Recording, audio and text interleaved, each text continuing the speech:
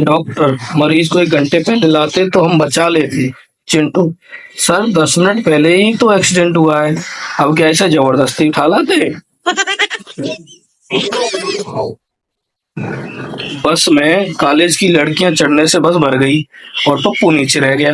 Conductor, no more no मोर। पप्पू, साले मोरनी मोरनी चढ़ा ली और हम आए तो बोलता है नो मोर। डॉक्टर साहब, आपने जो पर्चे के पीछे दवा लिखी है वह पूरे शहर में कहीं नहीं मिली। डॉक्टर साहब, अरे पागल, वो तो मैं अपना पेन चलाकर चेक कर रहा था। मच्छर का बच्चा पहली बार उड़ा।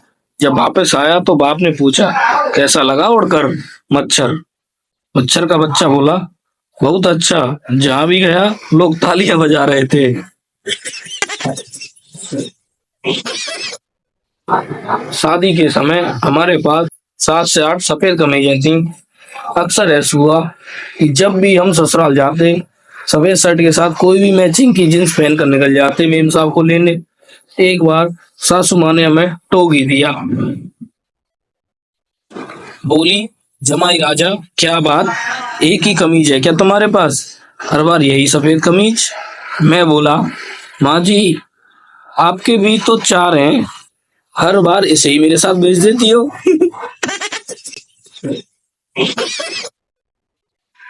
शादी में एक आदमी बहुत देर से खाना खा रहा था।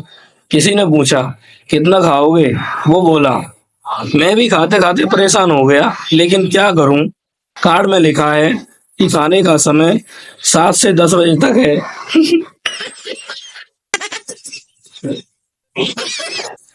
पत्नी को उदास देखकर मैंने पूछा, तुम इतनी उदास क्यों लग रही हो? गुमसुम सी बैठी हो, क्या सोच रही हो?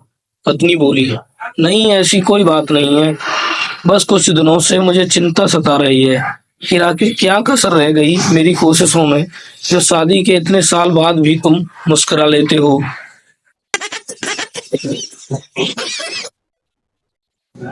एक सरदारनी बेहोश हो गई। डॉक्टर, ये तो मर गई। जब उसको जलाने लगे तो उठी और बोली, मैं जिंदा हूँ सरदार। चुपचाप पड़ी रह गवार, तू डॉक्टर से ज्यादा जानती है क्या? जलाओ जी जलाओ। फेरों के समय पंडित ने दूल्हे से कहा, बेटा इस फेरे में दुल्हन आगे चलेगी, तू इसके पीछे चलेगा। दुल्हन आगे चली, लेकिन चलते चलते दूल्हा आगे निकल गया। पंडित जी ने दोबारा दुल्हन को आगे किया, मगर फिर दूल्हा आगे निकल गया। 3-4 बार ऐसे ही हुआ तो पंडित जी ने गुस्से से दूल्हे के पिता से कहा, ये पागल है या इसका दिमाग खराब है? दूल्हे का पिता बोला, पंडित जी, ना तो ये पागल है और ना ही इसका दिमाग खराब है, दरअसल यह एक ड्राइवर है और इसे ओवरटेक करने की आदत है।